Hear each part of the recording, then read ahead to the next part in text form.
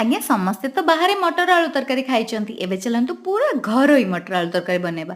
ଆଳୁ ଗୋଟେ କାଟିଦେଲି, କାଟିକି ତାକୁ ଭେଜା ମଟର ସହିତ ଭଲ ଭାବରେ ଧୋଇ ଏବେ ପ୍ରେସର କୁକରଟାକୁ ଗ୍ୟାସ୍ ଉପରେ ବସେଇ ପାଣି ଗରମ ହେଲା ପରେ ଧୀରେ ଧୀରେ ଆଳୁକୁ ଆଉ ମଟରକୁ ଆପଣ ଢାଳି ଦିଅନ୍ତୁ। ପ୍ରେସର କୁକର ଢକ୍କନ ଦେଇଦେଇ ତାକୁ ଭଲ ଭାବରେ ଛାଡ଼ି ଦିଅନ୍ତୁ କିଛି ସମୟ। ସେ ଭଲରେ ଟିକେ ସିଟି ନଉ।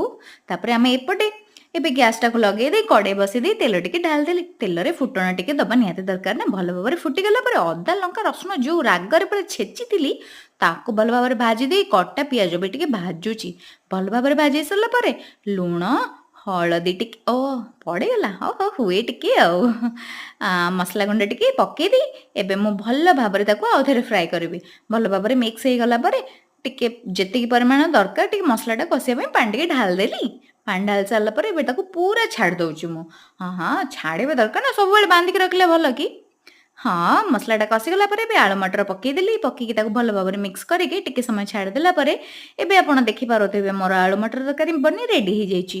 ଆପଣଙ୍କୁ ଯଦି ଭଲ ଲାଗିଥିବ ଆପଣ ବି ଘରେ ଟ୍ରାଏ କରିବେ ବିନା କିଛି ଏକ୍ସଟ୍ରା ମସଲାରେ। ଏଇଟାକୁ ଖାଇକି ତ ମୋ ସ୍ୱାମୀ କହିଲେ ବହୁତ ବଢ଼ିଆ ହେଇଛି। ହଁ ଆଉ ବାହାରର ବରା ତରକାରୀ ପୁରା ବନ୍ଦ। ଆପଣ ଦେଖନ୍ତୁ ଏବେ କ'ଣ କରିବେ। ହଉ ଆଜ୍ଞା ରହିଲି, ନମସ୍କାର।